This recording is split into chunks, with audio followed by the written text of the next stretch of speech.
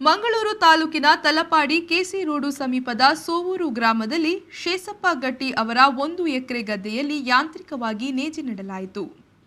ಶ್ರೀ ಕ್ಷೇತ್ರ ಧರ್ಮಸ್ಥಳ ಸ್ವಸಹಾಯ ಸಂಘದ ಸಹಕಾರದೊಂದಿಗೆ ಈ ಯಾಂತ್ರಿಕ ನಾಟಿಯನ್ನ ಮಾಡಲಾಯಿತು.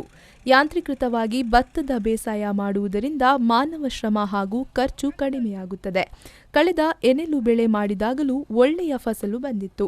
ಆ ಕಾರಣದಿಂದಾಗಿ ಇದೀಗ ಕೊಳಕೆ ಬೆಳೆಯನ್ನ ಮಾಡಲು ಮುಂದಾದೆವು ಎಂದು ರಮೇಶ್ ಗಟ್ಟಿಯವರು ತಿಳಿಸಿದರು.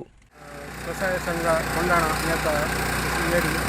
ದಿನೇಶ್ ಸರ್ನ ಮುತಾಲಿಕೆಗಳನ್ನು ನಂದಿತಾ ಮೇಡಮ್ನ ಯಂತ್ರದಾಳ ಕೃಷಿ ಮಂತೊಂದುಲ್ಲ ಏನೇಳಿಲ್ಲ ಮಂತದ 1 ಎಕರೆ ನೆಟ್ಟು 35 ಮುಡಿ ಅರಿವೈದು ಅಂಚೆನೆ ಕೊಲಕೆಲ್ಲ ಮಂತೊಂದುಲ್ಲ ಐಟು ಕೊರ್ಲುದ ಬುಲೆ ಬರ್ತದೆ ಎಂಕ್ಲೆಗೆ ಆಯ್ನಾತ್ ದೇವರ ಸಹಾಯ ಮಾಡ್ಕೊಡು ನಿಂಗೆ. ಟ್ರೇಯಲ್ಲಿ ಚಾಪೆ ನೇಜಿ ಮಾದರಿಯಲ್ಲಿ ನೇಜಿ ಬಿತ್ತಿದ ಬಳಿಕ ಯಂತ್ರದ ಮೂಲಕ ನೆಡಲಾಯಿತು. 1 ಎಕರೆ ಗದ್ದೆಯನ್ನು ಕೇವಲ 1/4 ಗಂಟೆಯಲ್ಲಿ ನಾಟಿ ಮಾಡಿ ಮುಗಿಸಲಾಯಿತು.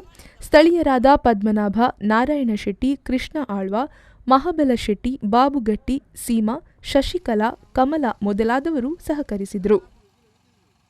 ಬ್ಯೂರೋ ರಿಪೋರ್ಟ್ ವಿ4 ನ್ಯೂಸ್ ಮಂಗಳೂರು. ಹಳ್ಳಿ ಜನ ಪೇಟೆಗೆ ಹೋಗ್ತಾರೆ, ಪೇಟೆ ಜನ ಹಳ್ಳಿಗೆ ಬರ್ತಾರೆ. ಉಡುಪಿ ಜಿಲ್ಲೆಯ ಬ್ರಹ್ಮಾವರದಲ್ಲಿ ಸತ್ಯನಾಥ್ ಸ್ಟೋರ್ಸ್ ಬಟ್ಟೆ ಮಳಿಗೆ ಹೊಸ ರೂಪದಲ್ಲಿ ನವ ರಂಗಿನಲ್ಲಿ ನಿಮ್ಮನ್ನು ಸ್ವಾಗತಿಸಲಿದೆ. 20 ರಾಜ್ಯಗಳಿಂದ ಅಲ್ಲಿಯ ವೈವಿಧ್ಯಮಯ ಜವಳಿಯ ಸಂಗ್ರಹ. ಸತ್ಯನಾಥ್ ಸ್ಟೋರ್ಸ್ ಅಂದರೆ ಸಾಂಪ್ರದಾಯಿಕ ಮತ್ತು ಆಧುನಿಕ ಬಟ್ಟೆಗಳ ಮಹಾ ಸಂಗಮ. ಒಮ್ಮೆ ಭೇಟಿ ಕೊಡಿ, ನಮ್ಮ ಆತಿಥ್ಯ ನೋಡಿ.